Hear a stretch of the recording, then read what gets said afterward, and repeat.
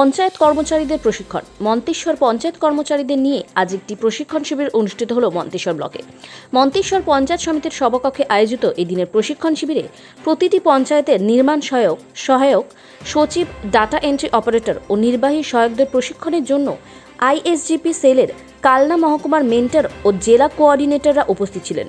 প্রশিক্ষণ সঞ্চালক মধুসূদন প্রামাণিক জানালেন, এদিন 63 জন কর্মীকে পঞ্চায়েতের বার্ষিক কর্মপরিকল্পনা উন্নয়নের পরিকল্পনাগুলি গ্রাম স্বরাজ পোর্টালের অন্তর্ভুক্তি প্রশিক্ষণ দেওয়া হয়েছে।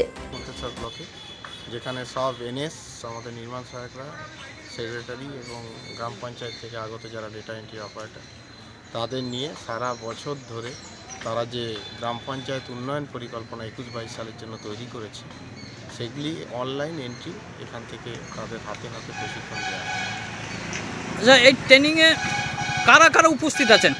এই ট্রেনিংয়ে আমাদের গ্রাম পঞ্চায়েত থেকে আগত নির্মাণ সহায়ক, সেক্রেটারি আর যারা ডেটা এন্ট্রি অপারেটরের সাথে যুক্ত সেই সমস্ত স্টাফেরা উপস্থিত আছে। আজকে আমাদের অ্যানুয়াল অ্যাকশন প্ল্যান জিপিটিপি গ্রাম পঞ্চায়েত ডেভেলপমেন্ট প্ল্যান, সেটা গ্রাম স্বরাজ পোর্টালে কীভাবে এন্ট্রি করতে হবে তার জন্য আমাদের ট্রেনিং দেওয়া হচ্ছে ব্লক প্রশাসনের পক্ষ থেকে।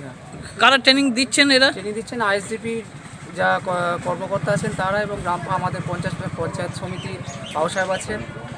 পূর্ব বর্ধমান থেকে জ্যোতির্ময় মণ্ডলের রিপোর্ট, নিউজ অফ ইন্ডিয়া।